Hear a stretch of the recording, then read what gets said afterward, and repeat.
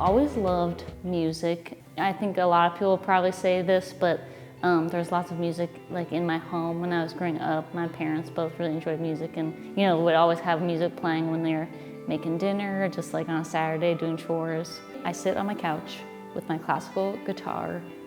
Sometimes Chopped will be on the TV, sometimes not.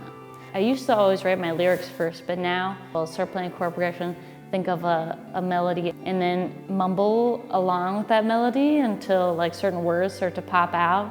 And you're like, oh, that's a cool word, like what rhymes with that word? And then once you start rhyming a few words, then it's like, oh, now this is giving me an idea for like a story that the song could tell. Put all the pieces together until, verse, chorus, verse. At that point, I usually finish like a guitar, vocal, like all the lyrics, like an open mic night version basically. And then I bring it to my bandmates, Chris and Con, and then we sort of fill the whole thing out.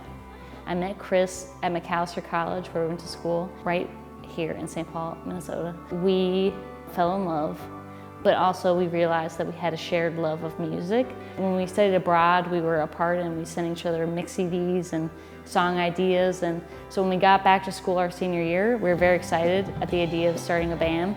Our first show was the McAllister College Battle of the Bands, which we did not win, but it was the show that started our history as a band.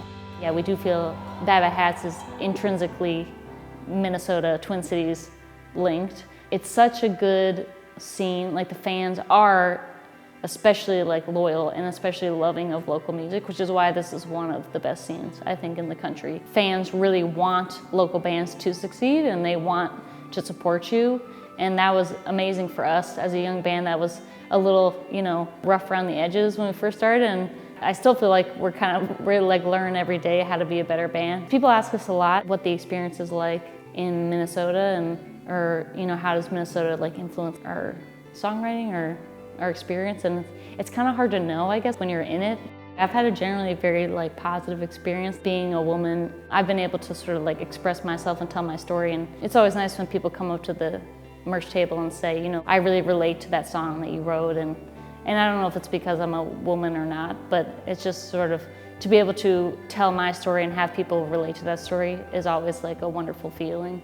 But yeah, I don't know, being a band from the Midwest, for us has been awesome. It's been a perfect place to sort of get our bearings and grow and never feeling like we're in too big of a pond that it feels so overwhelming. But being very grateful for places like Radio K and The Current and all the arts publications throughout the years that have written about us and all the other bands. That it's just like a very supportive scene.